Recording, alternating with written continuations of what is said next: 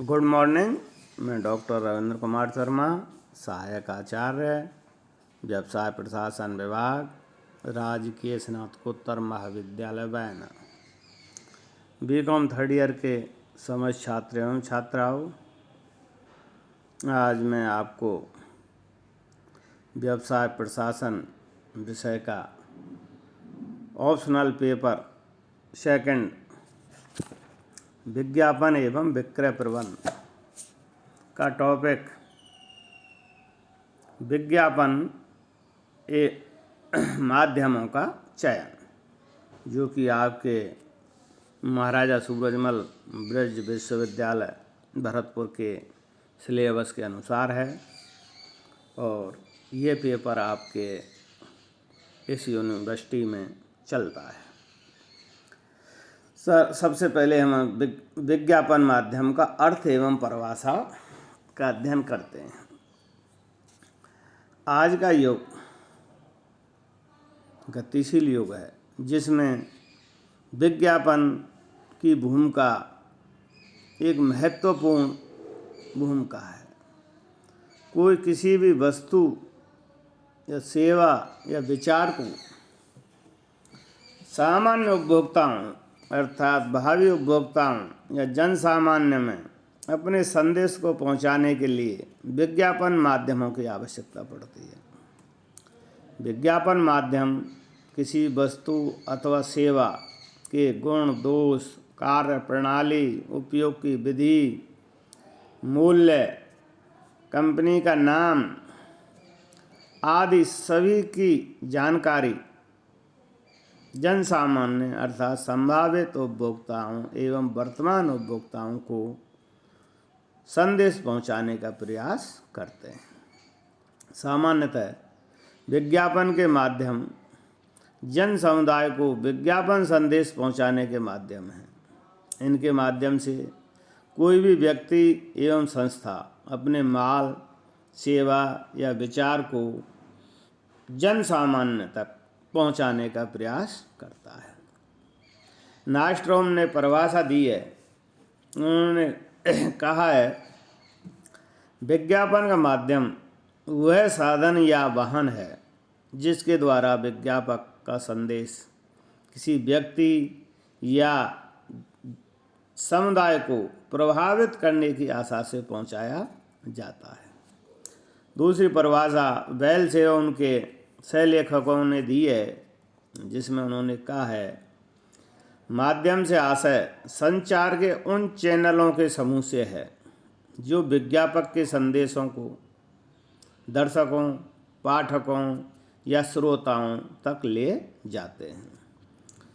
आज का युग इस तरह इन परिभाषाओं से स्पष्ट होता है कि विज्ञापन माध्यमों अथवा साधनों से आशय उन मार्गों से है जिनका विज्ञापक द्वारा अपने संदेशों को अपने ग्राहकों एवं संभावित ग्राहकों तक पहुंचाने के लिए उपयोग किया जाता है। अब इसमें जो प्रमुख रूप से है दूसरा बिंदु, विज्ञापन माध्यमों के चयन को प्रभावित करने वाले घटक, factors affecting selection of advertising media. इसके अंतर्गत हमने ई कंटेंट के माध्यम से प्रमुख बिंदुओं को समझाया गया है, जिसमें पहला बिंदु है उत्पादों की प्रकृति। उत्पादों की प्रकृति उनके विज्ञापन के माध्यम के चयन को प्रभावित करती है। औद्योगिक उत्पादों, उपभोक्ता उत्पादों, महिला प्रधान उत्पादकों, पुरुष प्रधान उत्पादकों, बाल समूह प्रधान उत्पादों आदि के विज्ञापन के लिए एक ही प्रकार के माध्यम या माध्यम मिश्रण प्राय उपयुक्त नहीं रहता है। अतः जैसा जिसकी उपभोक्ता की प्रकृति है, उत्पाद की प्रकृति है, उसी के अनुसार हमको विज्ञापन माध्यमों का चयन करना पड़ता है।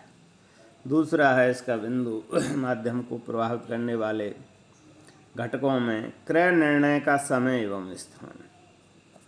विज्ञापन के ऐसे माध्यम का चयन करना चाहिए जो कि संभावित ग्राहक के पास उस समय एवं स्थान पर पहुंच सके जबकि ग्राहक क्रय संबंधी निर्णय लेने जा रहे हों। जैसे वर्षा प्रारंभ होते ही छतों में बरसाती कपड़ों के, ठंड के मौसम से पूर्वी गर्म या ऊनी कपड़ों का विज्ञापन, विद्युत उपकरणों के विज्ञापन प्रारंभ हो जाते हैं। किराना व अन्य फुटकर सामान के व्यापारियों के विज्ञापन प्राय रविवार सुबह के समाचार पत्रों में दिए जाते हैं। तीसरा बिंदु है लक्षित पाठक, दर्शक, श्रोता आदि। ये सभी जानते हैं कि विज्ञापन एक निश्चित लक्षित पाठक, श्रोता, दर्शक आदि को विज्ञापक का संदेश पहुंचाने के लिए किया जाता है। अतः विज्ञापक को ऐसे पाठकों, दर्शकों, श्रोताओं आदि को ध्यान में रखकर ही विज्ञापन करना चाहिए। अगला बिंदु है इसका बाजार का क्षेत्र या विस्तार। बाजार के क्षेत्र या विस्तार को भी विज्ञापन के माध्यम के चयन के समय ध्यान रखना आवश्यक होता है। यदि किसी उत्पाद का बाजार संपूर्ण देश है तो राष्ट्रीय स्तर पर विज्ञापन करना होगा, जबकि यदि उत्पाद का बाजार किसी स्थान विशेष तक सीमित है तो उस स्थान विशेष के समाचार पत्रों, पत्रिकाओं, स्थानीय रेडियो स्टेशनों, कार कार्ड आदि से विज्ञापन किया जा सकता है। पांचवा बिंदु है विज्ञापन के उद्देश्य। विज्ञापन माध्यम अथवा विज्ञापन मिश्रण का चयन करते समय विज्ञापन के उद्देश्यों को अवश्य ध्यान में रखना चाहिए।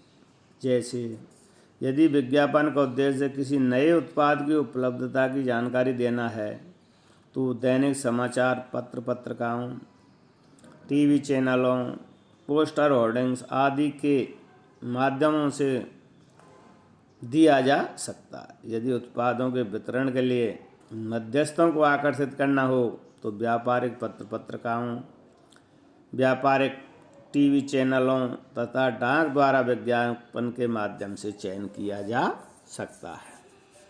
अगला छठवां बिंदु है माध्यम की प्रतिष्ठा। माध्यम के चयन में माध्यम की प्रतिष्ठा का भी ध्यान रखना चाहिए। एक समाचार पत्र, पत्रिका की प्रतिष्ठा का अनुमान उसके पाठकों की संख्या, संपादकीय, इसमें दिए जाने वाले विज्ञापनों के आधार पर लगाया जा सकता है। प्रतिष्ठा को ध्यान में रखकर माध्यम का चुनाव करना चाहिए। अगला बिंदु है इसमें संदेश की प्रकृति। विज्ञापन के माध्यम के चुनाव के समय संदेश की प्रकृति को भी ध्यान में रखना आवश्यक होता है। संदेशों को उनकी प्रकृति के अनुसार कई भागों में बांटा जा सकता है, जैसे लंबे संदेश, शीघ्रता वाले संदेश आदि। इसी प्रकार संदेश में ग्राफ या चित्र का प्रयोग किया जाएगा या नहीं। यदि चित्रों, ग्राफों आदि का प्रयोग करना है तो माध्यम भी उसी प्रकार का प्रयोग करना चाहिए जिसमें चित्रों, ग्राफों आदि का प्रयोग संभव हो। अतः संदेश की प्रकृति को ध्यान में रखना आवश्यक है। अगला बिंदु है इसमें विज्ञापन माध्यम की लागत। विज्ञापन माध्यम की लागत एक महत्वपूर्ण तथ्य है जिसे माध्यम या माध्यम मिश्रण के चयन के समय ध्यान में रखना बहुत जरूरी होता है। यदि यह बहुत बड़ी संस्था है और जो सभी प्रकार के माध्यमों पर धन खर्च कर सकती है तब तो विज्ञापन के चयन की समस्या का जन्म भी नहीं होगा। किंतु अधिकांश व्यावसायिक संस्थाओं के पास सीमित विज्ञापन कोष होते हैं। अतः प्रत्येक संस्था में उन सीमित कोषों का अधिकाधिक लाभप्रद ढंग से प्रयोग करने का प्रयास करना चाहिए। अगला इसका 9वां बिंदु है विज्ञापन माध्यम का चयन करते समय माध्यम पहुंच एवं आवृत्ति। प्रत्येक माध्यम के प्रत्येक साधन की पहुंच एवं आवृत्ति फ्रीक्वेंसी में भिन्नता पाई जाती है। कुछ माध्यमों की पहुंच बहुत अधिक व्यक्तियों, परिवारों तक होती है, जबकि कुछ की पहुंच सीमित संख्या में व्यक्तियों परिवारों तक होती है। इसी प्रकार कुछ माध्यमों से प्रसारित संदेशों में लोग परिवार एक से अधिक बार संपर्क में आते हैं, जबकि कुछ से नहीं। इस तरह से माध्यम पहुँच एवं आवृत्ति को भी ध्यान में रखना चाहिए। अगला बिंदु इसका 10वां, माध्यमों की सीमाएं, प्रतिबंध तथा नीतियाँ। भारत में advertising standard council of India तथा broadcasting standard authority of India जैसी संस्था हैं जो जन संचार माध्यमों पर समाचारों एवं विज्ञापनों के प्रकाशन प्रसारण पर कुछ प्रतिबंध लगाती हैं। ये संस्थाएं जन संचार माध्यमों के लिए नीति शास्त्रीय सिद्धांत निर्धारित करती हैं। इनके अतिरिक्त कुछ ख्याति प्राप्त जन संचार माध्यम भी अपनी आचार संहिता बनाती हैं और कुछ सूचनाओं विज्ञापनों का प्रसारण नहीं करने की नीति भी बना लेती हैं। इस तरह से जैसे कानूनी रूप से भी शराब एवं अन्य मादक पदार्थों के विज्ञापन प्रकाशित प्रसारित करने पर निषेध है, अतः इनका भी ध्यान में रखना चाहिए, माध्यमों सीमा एवं नीतियों का। अगला बिंदु है इसमें 11वां, माध्यमों की लोचशीलता। कुछ विज्ञापनों में समय के साथ साथ कुछ परिवर्तन करने अनिवार्य हो जाते हैं। कुछ विज्ञापन तो ऐसे भी होते हैं जिनमें दिन प्रतिदिन कुछ न कुछ परिवर्तन करने होते हैं। ऐसे विज्ञापनों के लिए माध्यम की लोचशीलता को ध्यान रखना आवश्यक हो जाता है। अगला इसका 12वां बिंदु है माध्यम का जीवन काल। विज्ञापन के प्रत्येक माध्यम का जीवन काल भिन्न भिन्न अवधि का होता है। टीवी एवं रेडियो विज्ञापनों का जीवन काल तो कुछ पल ही होता है। दैनिक समाचार पत्रों जीवन काल इनकी अपेक्षा लंबा होता है, किंतु साप्ताहिक, मासिक, पत्र पत्रिकाओं, होर्डिंग्स, पोस्टरों आदि बाह्य विज्ञापनों जीवन काल बहुत लंबी अवधि का होता है। अतः माध्यम मिश्रण का चयन करते समय प्रत्येक माध्यम के जीवन काल का भी अध्ययन कर लेना चाहिए। अगला बिंदु है इसका 13वां, माध्यम के लिए जन समर्थन। विज्ञापन में कुछ माध्यमों को स्वतः जन समर्थन प्राप्त हो जाता है, जब कुछ माध्यमों को अपने लिए जन समर्थन जुटाना पड़ता है। जैसे समाचार,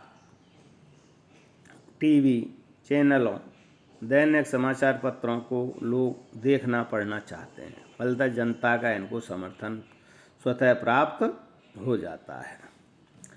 अगला बिंदु है माध्यम की उपलब्धता।